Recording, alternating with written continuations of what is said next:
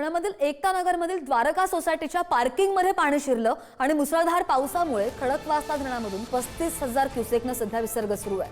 महापालिकेकडून मदत केंद्र सध्या सुरू करण्यात आलेलं आहे आणि पालिकेकडून नागरिकांना घाबरून न जाण्याच्या सूचना सुद्धा दिल्या जात आहेत। रेस्क्यू करण्यात येत आहे। एनडीआरएफ आणि एसडीआरएफची टीम तैनात आहे। आपण दृश्यांमध्ये पाहू शकत असू तर कमरे इतकं नागरिकांच्या पाणी लागतंय आणि द्वारका सोसायटीची पार्किंग आहे। या पार्किंगमध्ये पाणी शिरल्याचं पाहायला मिळतंय कारण की खडकवासला धरणामधून 35,000 क्युसेकनं विसर्ग सुरू आहे। अधिकची माहिती घेऊन आमचे प्रतिनिधी ज्ञानेश्वर चौतमल आपल्या सोबत आहेत। ज्ञानेश्वर, दृश्य आपण पाहतोय हे नागरिक कमरेभर पाण्यातून प्रवास करतात, त्यांच्या ज्या बॅग्स आहेत त्या घेऊन बाहेर येतात। रेस्क्यू ऑपरेशन कसं सुरू आहे आणि आता महापालिकेने नेमका काय इशारा दिलाय?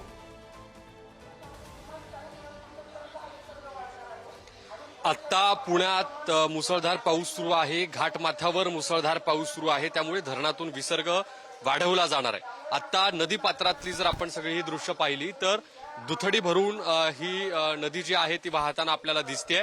अत्यंत वेगानं प्रवाहित झालेलं पाणी पुढे जाते आणि नदी काठी असलेली जी काही घरं आहेत, जी वस्ती आहे, ज्या सोसायट्या आहेत, त्यांना या सगळ्या पाण्याचा धोका जाणवतो आहे।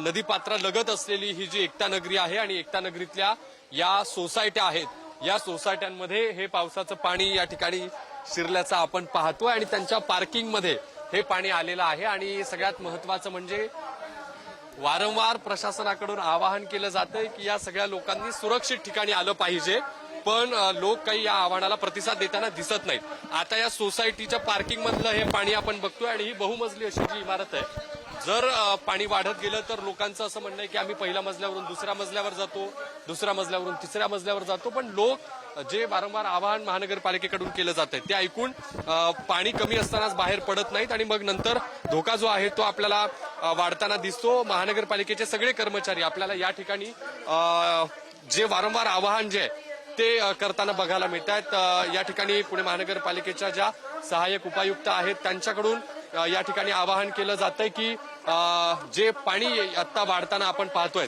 हे लक्षात घेता या सगळ्या लोकांनी सुरक्षित ठिकाणी जे आहे ते गेलं पाहिजे।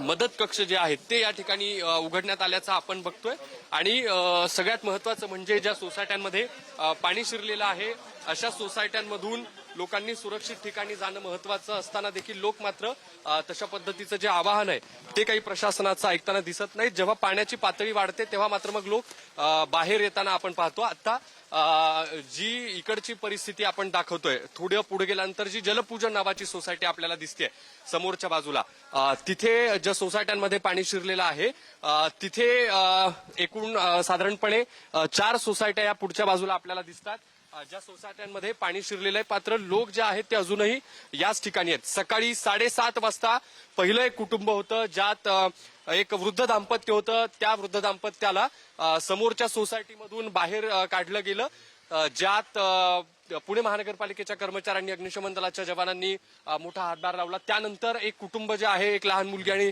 त्या आईवडिलांना या सगळ्या सोसायटीमधून बाहेर रेस्क्यू केलं गेलेलं आहे, त्यांना या ठिकाणाहून बाहेर काढलं गेलेलं आहे।